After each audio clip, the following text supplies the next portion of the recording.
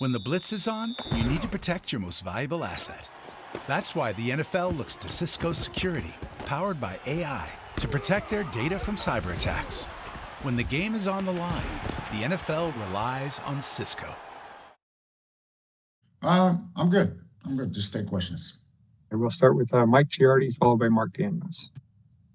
Good morning, Jerod. Morning, Mike. Just heard you on EEI. You were asked about the quarterback situation in recent weeks after a game. The next day when we talked to you, you've reiterated that Jacoby Brissett is the starting quarterback. Today, you didn't go there. And I know you said you haven't watched the film. Do you feel like there's potential for a change? I've watched the film. I just haven't watched like some of the other things. I watched the offensive and defensive film for sure. I try to get the special teams. What I would say is, I think I've been pretty consistent in my messaging is that every single week every single day we're all being evaluated, and it's no different now. That's kind of how I see it. Thank you. Just a reminder, turn on your cameras before asking your question if you can. Just it helps in so coach can see you as you ask the question. We'll go Mark Daniels, followed by Dakota Rain. Hey, Jerod. Good morning. When you meet with your coaches today, do you anticipate talking about the potential of starting Drake May and making a change at quarterback? When I meet with the coaches today, it's about, we're in a solution-driven business and we aren't playing good football. And so we have to look at every single unit and every single player and figure out how we use this roster to go out there and win games. Dakota Randall, followed by Mike Reese. Hey, Jerod. While understanding the struggles of the offense aren't on just one person, is making a change at offensive play caller during the season something you'd ever consider? That's not under consideration. Next question, Mike Reese.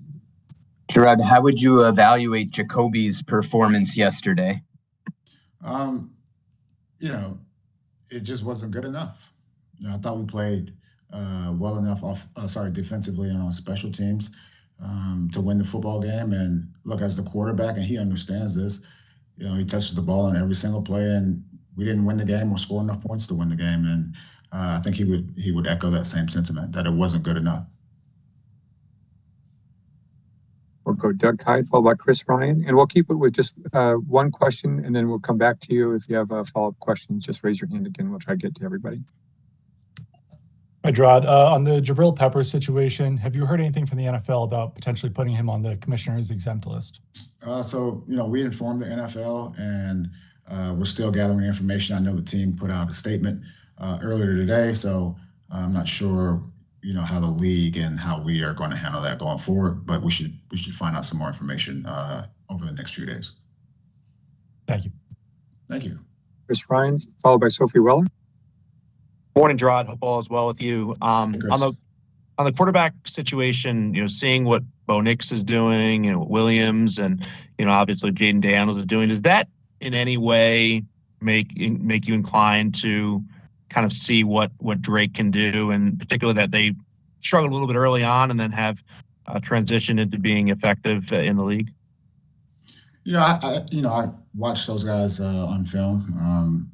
I would say each situation is unique, and so is our situation. And I think you hit it on the head. Those guys, it was a little bumpy at first, Jaden Daniels aside, but those guys are playing at a high level. And so it's natural for fans and for the media to say, well, we have, a good quarterback waiting in the wings as well. But at the same time, our mentality is, look, how do we develop him? How do we get the guys on the field around him to develop and move forward from there?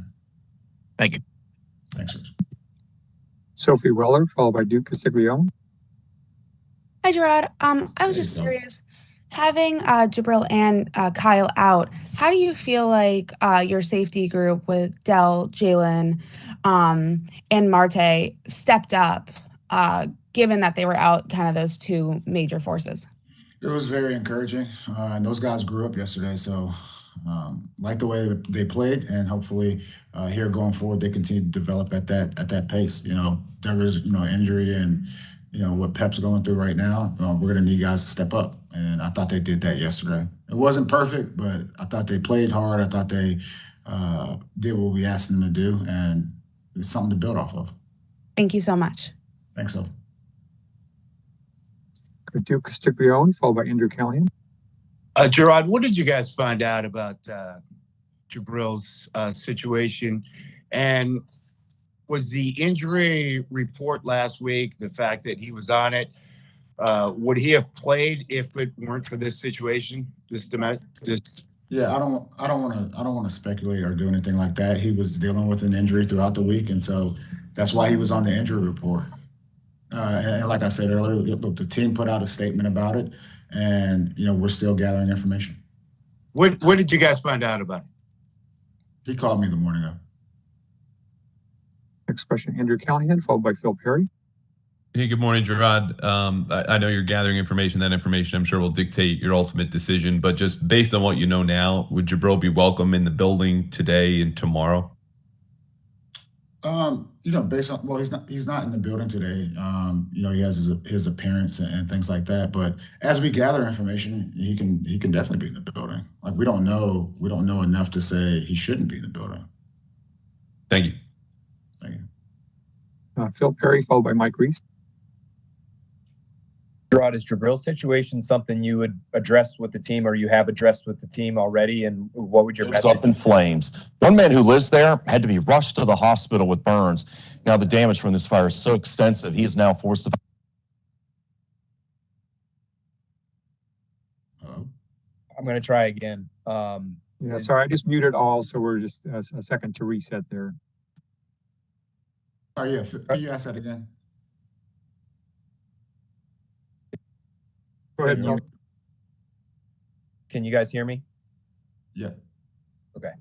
Is Jabril's situation something you will address with the team, or you have addressed with the team already? And what would your message be to them on that front? Yeah, I've already addressed it with the team. That message is really for the team. And what I will say is, all through training camp, all through, the season, we talk about, situations that happen around the league so we can learn from other people. This was, as we gather information, I think the players need to know about it, and so we can learn from whatever happened. Mike Reese, followed by Doug Kai. I just had a couple situational football questions. At the end of the second quarter, were you happy with, or I don't want to say were you happy, but was that like the same thing that we saw against the Seahawks in terms of the two throws, and what were your thoughts on that? And then I'd love to ask you about the last play too. Yeah, those were it was like a carbon copy of that game. What I would say is, our execution throughout the season at the end of the half and end of the game, they just have to be better. And that's exactly what you saw at the end of the game where we ran out of time. Once again, it wasn't the call. It was just that we didn't execute the play call. And on that last play, any thought on kicking a field goal there? You'd still be down 2. You'd have to onside kick.